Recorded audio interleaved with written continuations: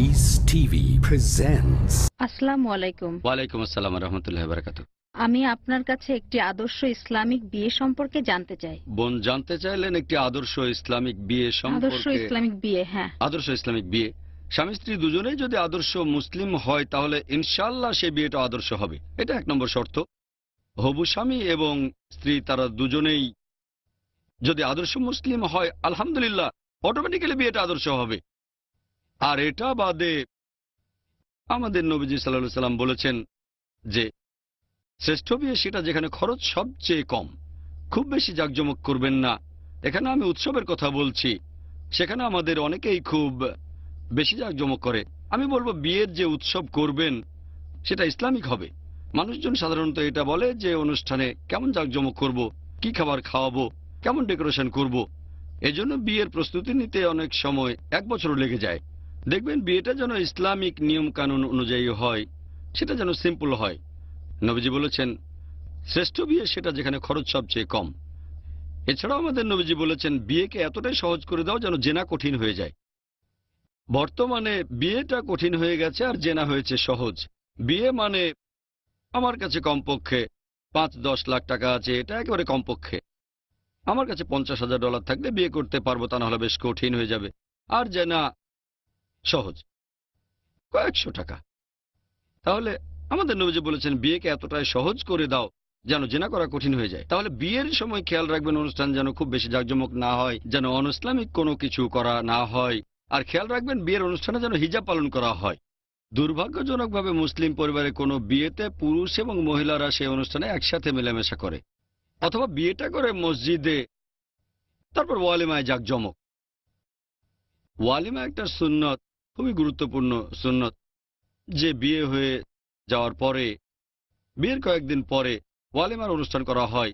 এটা ভালো, আলহামদুলিল্লাহ, সুন্নত। এখন নবীজি বিয়ে সিম্পল করতে বলেছেন, বিয়ে সিম্পল, ওয়ালিমার ব্যাপারে বলেননি, তাই ওয়ালিমায় জাঁকজমক।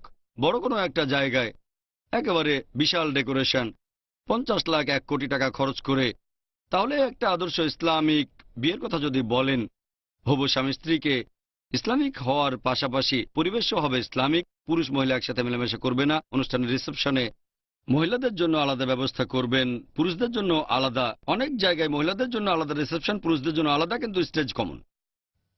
এর কোনো মানেই হয় না।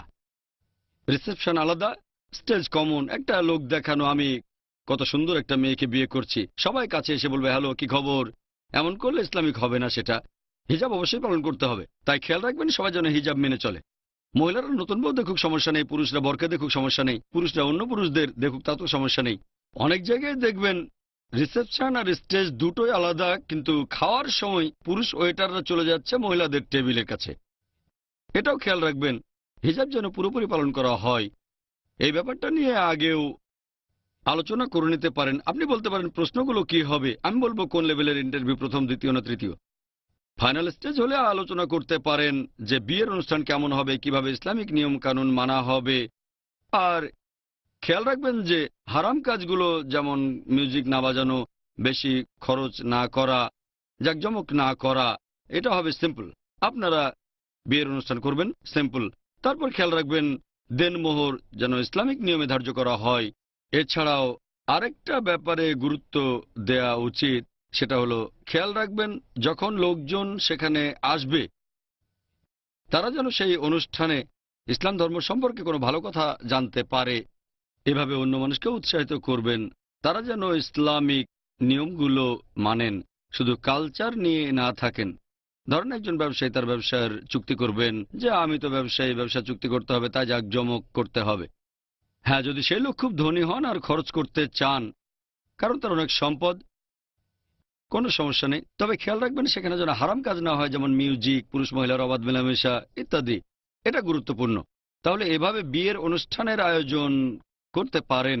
আর খেয়াল রাখবেন আমাদের ইসলাম ধর্মে যে কাজগুলো হারাম সে কাজগুলো করবেন না, আর সেই কাজগুলো করার চেষ্টা করবেন যেগুলো মুস্তাহাব। সিম্পল করবেন। 10-12 লাখ টাকা খরচ না করে দান করতে পারেন, অথবা সেই টাকা আপনি আল্লাহর পথে খরচ করে দিতে পারেন। ইনশাল্লাহ আপনি জীবনে আরো সফল হবেন। যদি আল্লাহ আপনাকে দিয়ে থাকেন আর তার পথে খরচ করে থাকেন, তাহলে ইনশাল্লাহ এতে উপকার হবে আপনার দাম্পত্য জীবনেও, সব দিক থেকেই আপনি উপকার পাবেন। আশা করি উত্তরটা পেয়েছেন। Peace TV presents